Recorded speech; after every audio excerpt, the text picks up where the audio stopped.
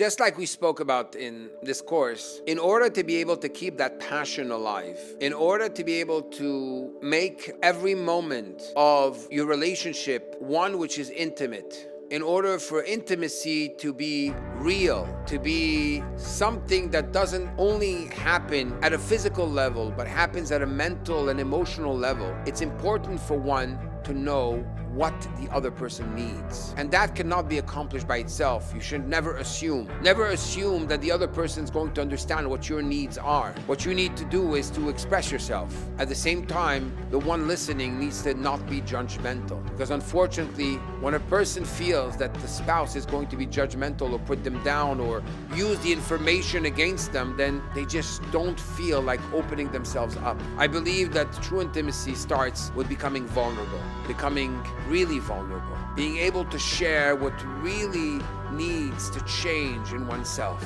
and how the synergy of two can actually bring a higher power which will really bond one another. I remember earlier in this series, in this course we've been having, I shared with you the story of a young man that came up to me and said, Rabbi, I'm looking for my match, and you know what? I want somebody to be just like the relationship my parents have. That's the relationship I want with my spouse. And he told me that he went to his father and he told him that. And his father's response was very intelligent. His father said, son, it took us 30 years to be where we are today and to have that type of relationship. Unfortunately, too many couples give up in the first year, in the second year of marriage. Sometimes we just don't put enough effort in what's important. We think what's important is how much I'm going to invest outside and what impression I'm making on the outside and how much fun I'm having. Having the life of a married couple means that you have something which is so meaningful that becomes the center of your life.